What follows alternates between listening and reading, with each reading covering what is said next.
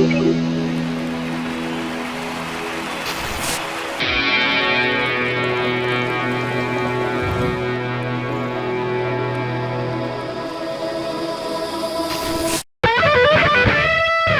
know, Allison, to your point, and you can tell me this, quote, portfolio thing, students and alum listening out there, that wasn't a thing in our generation. So you had a resume.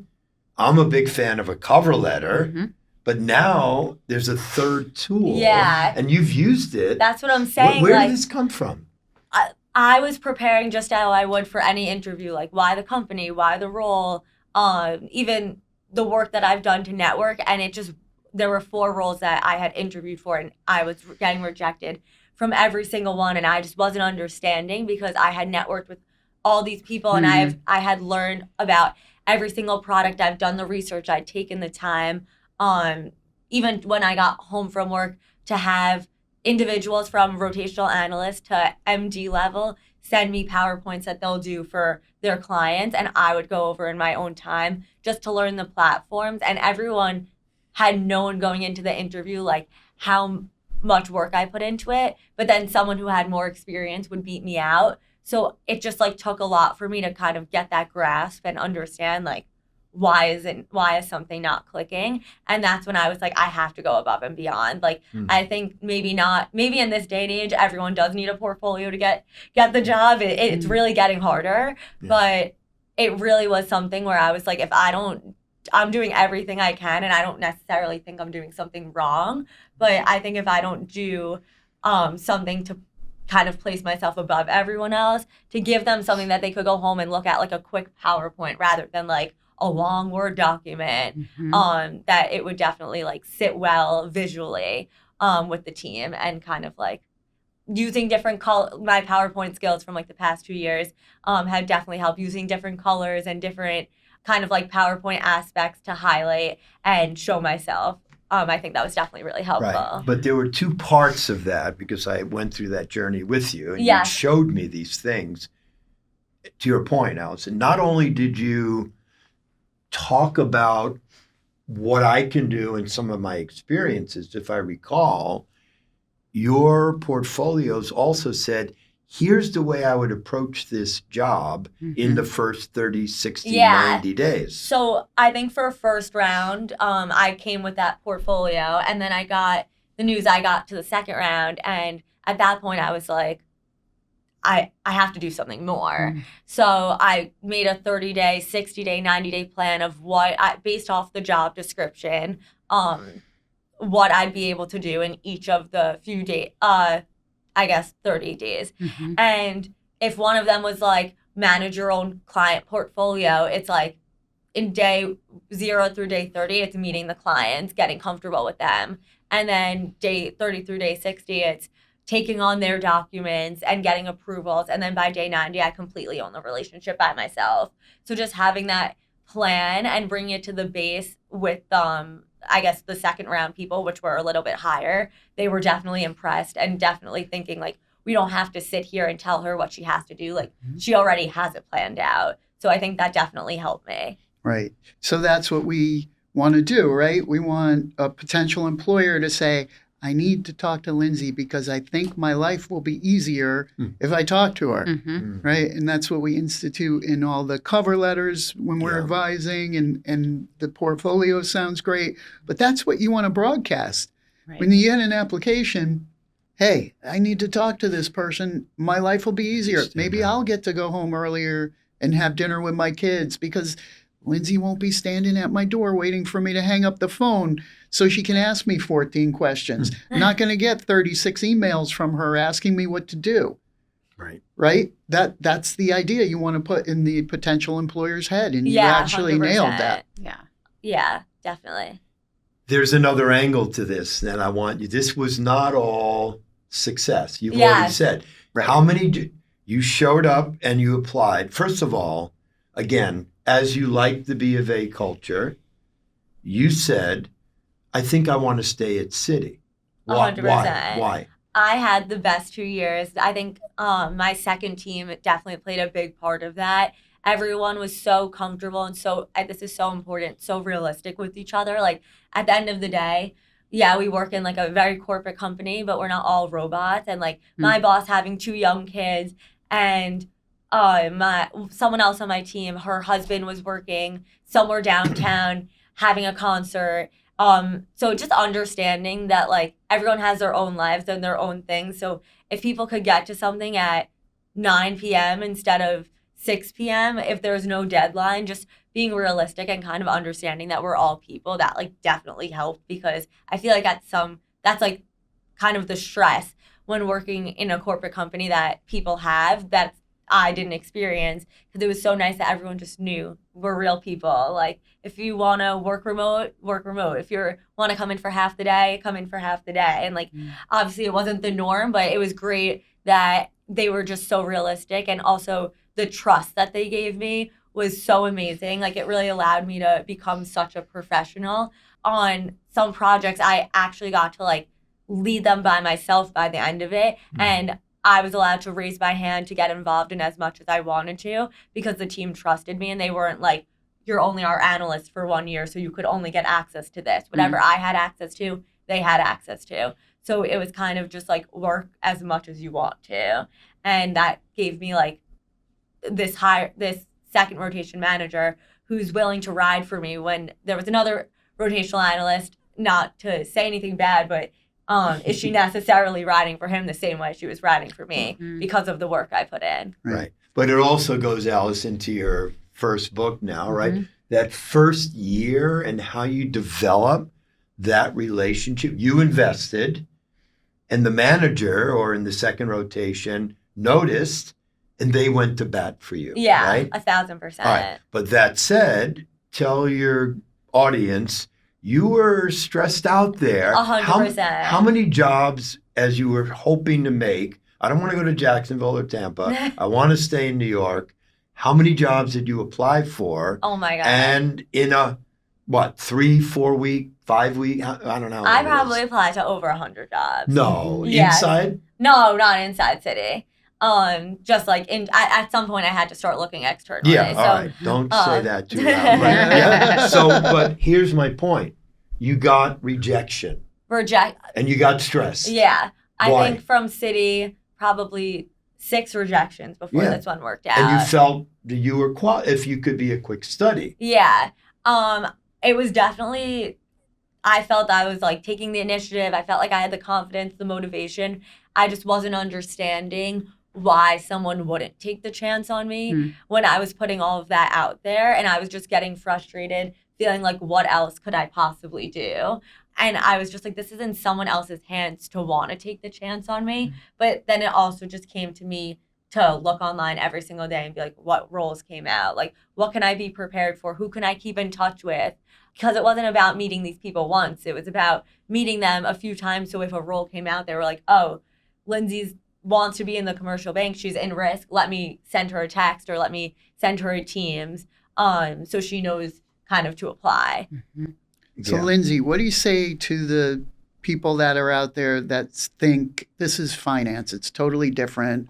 I want to be in marketing. I want to do PR. I want to do something else.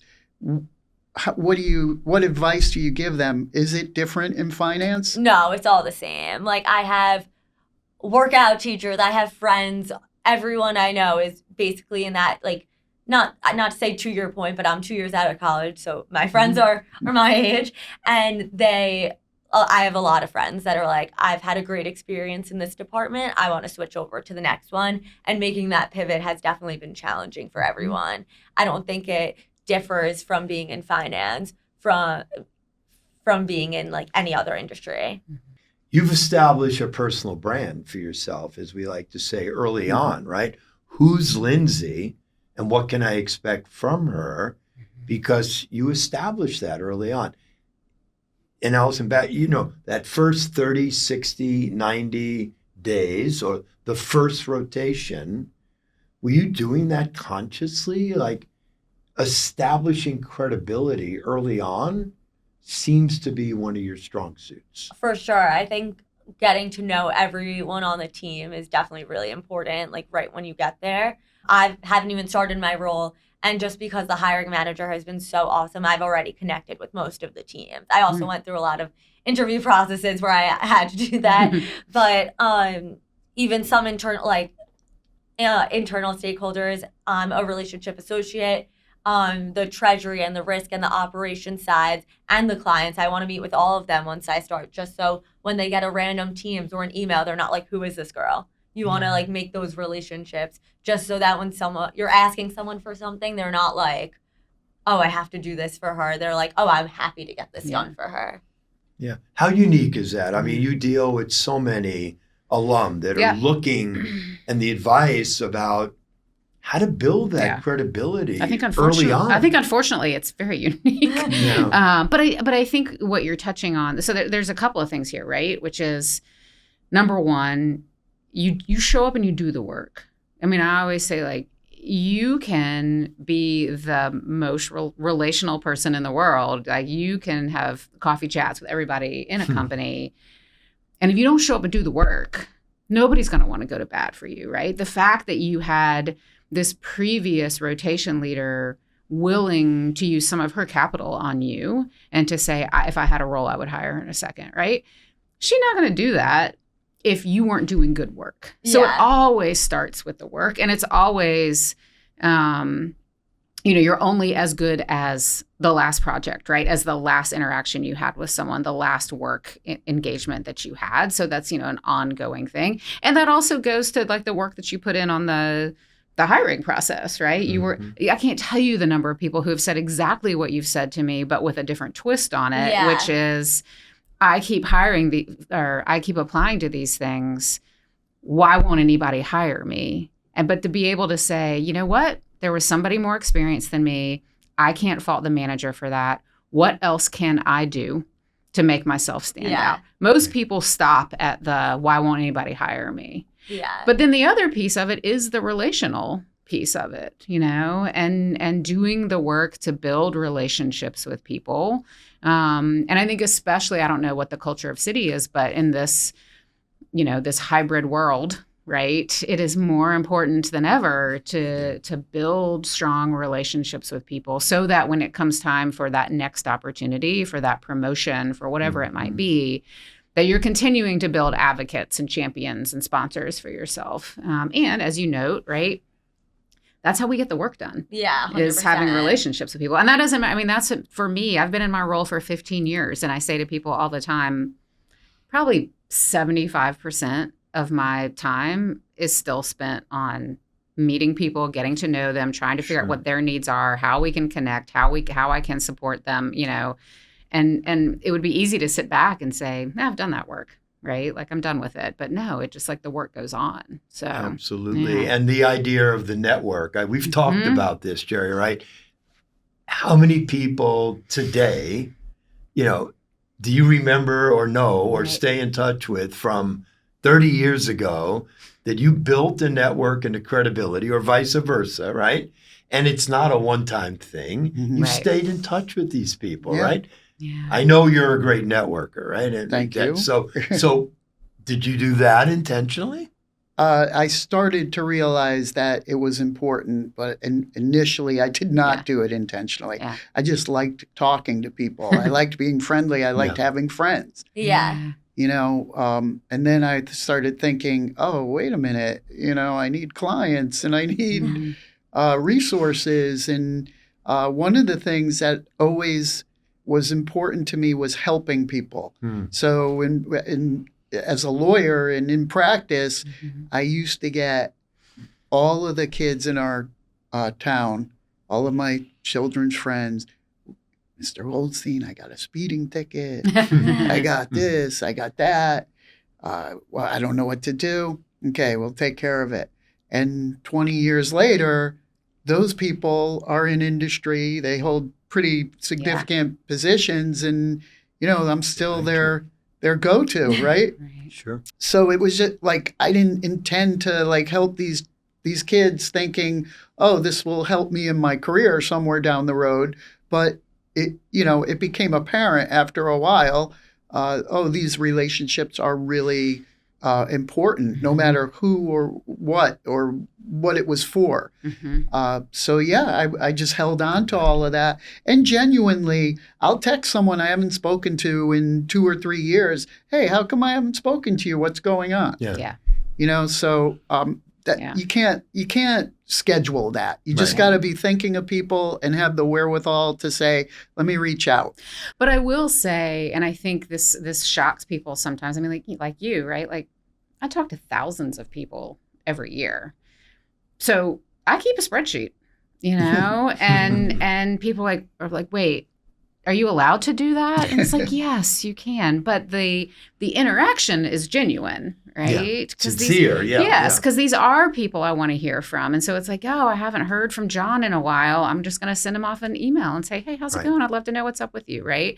And I think for you, you know, New York is a small town. And particularly New York in the finance world is a small town. So I would certainly still be keeping in touch with some people at Bank of America, right? Of course. And I had those people to reach out to in this situation that I networked with, like, hey, like leaving Citi's 2-year rotational program, wondering what's coming up. Yeah. And just anytime you have something, right? Yeah. Or, you know, you're about to start this new role, you know, I would, in a few months, I would just send a note out to people. Yeah, I just want to let you know what, you know, I've started this new role. I'm really excited about it.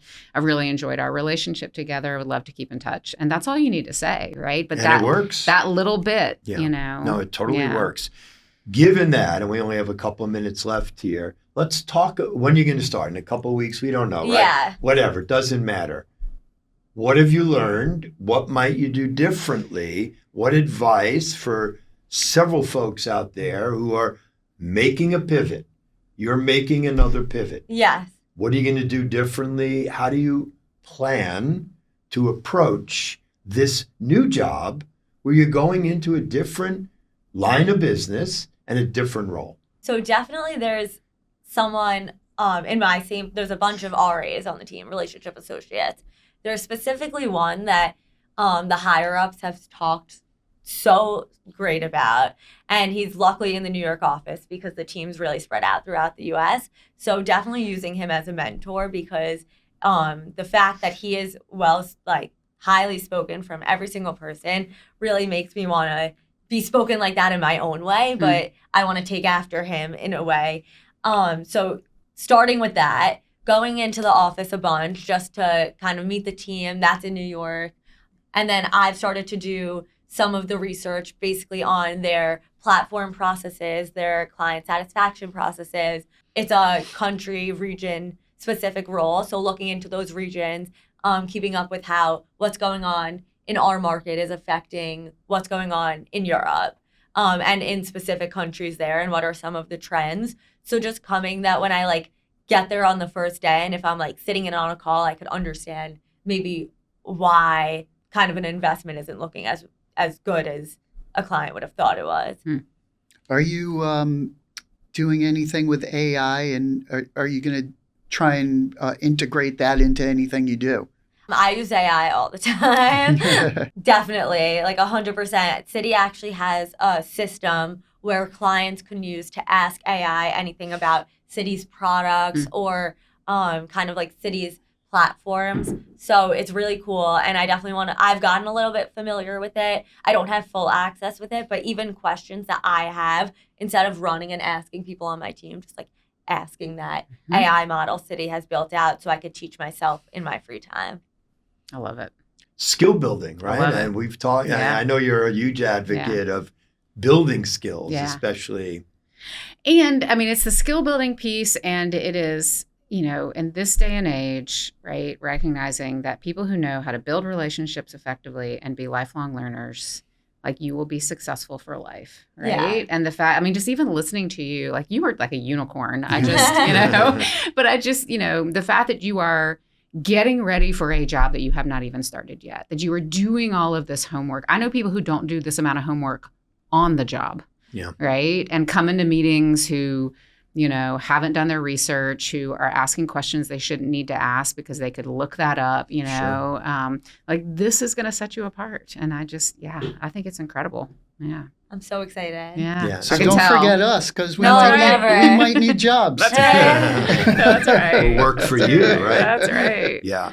So this is great. Thank you Of so much course. for spending the time with us, for spilling some of that career tea. Spilling the Mentea. Mentea. Spilling the Mentea. You got a favorite question for her?